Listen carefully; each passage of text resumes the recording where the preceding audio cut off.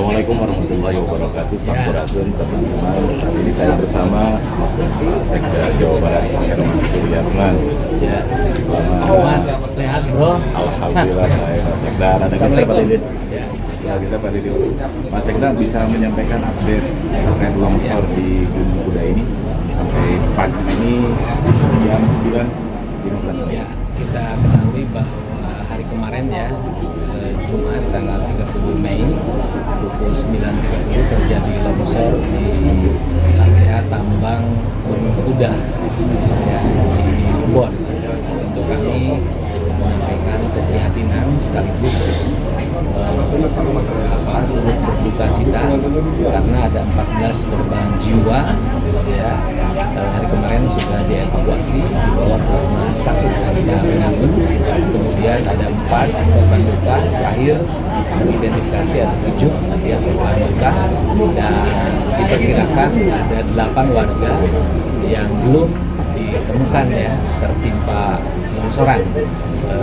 Hari kemarin sore kita hentikan pencarian evakuasi karena situasi tidak memungkinkan, terutama karena ancaman longsor susulan, dan pagi ini kita lanjutkan proses evakuasi untuk menemukan kurang lebih 8 korban dari warga masyarakat yang sedang melakukan penambangan. Sampai kapan evakuasi akan dilakukan pencarian?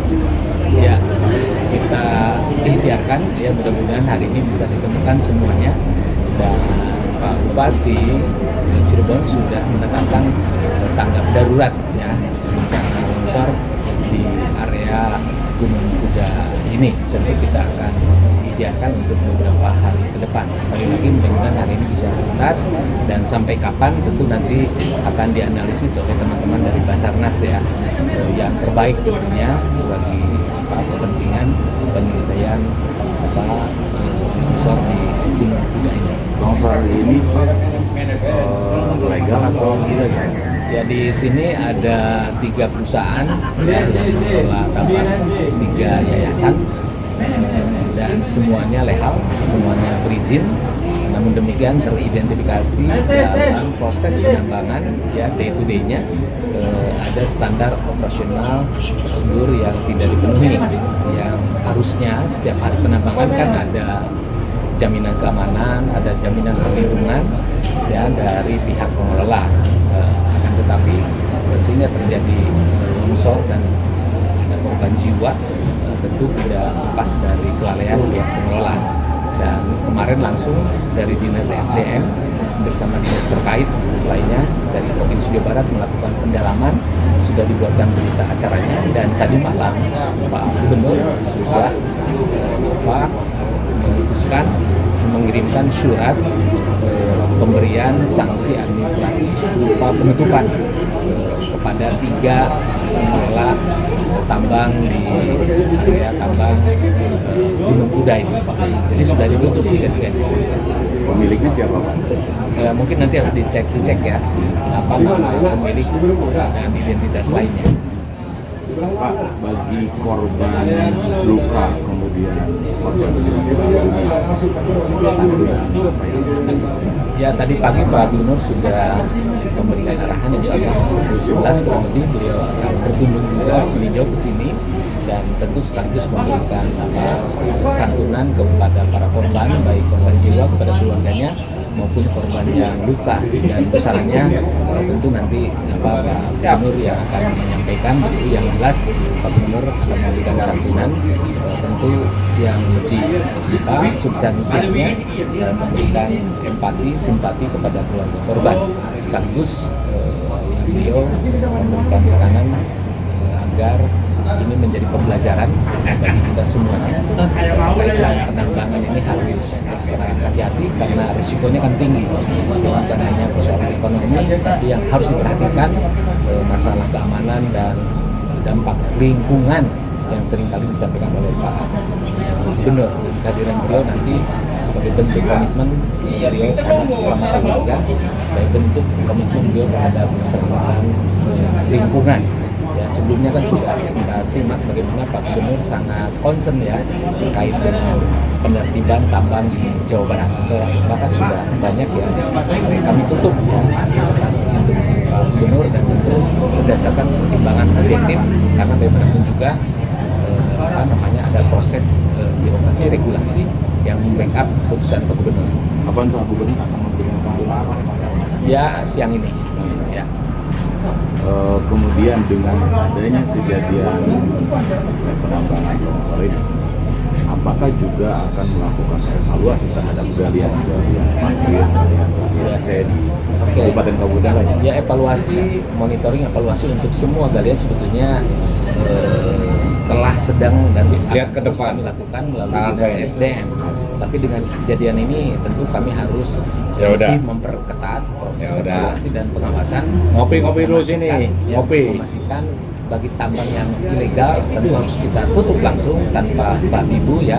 Bagi tambang-tambang legal dan tambang-tambang berizin, kami akan monitor pergerakan atau aktivitas kesehariannya.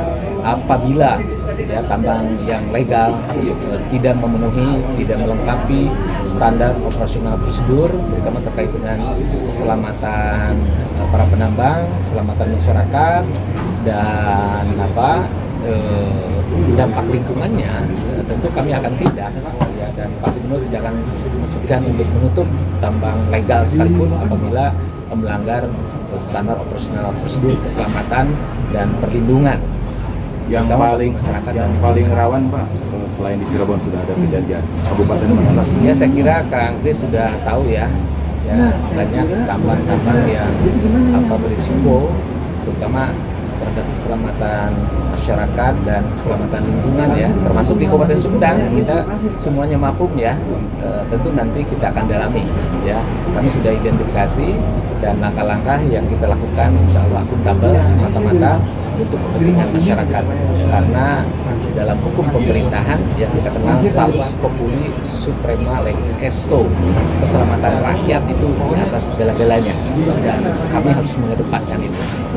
Hal lain Pak yang disampaikan barangkali dengan peristiwa longsor ini?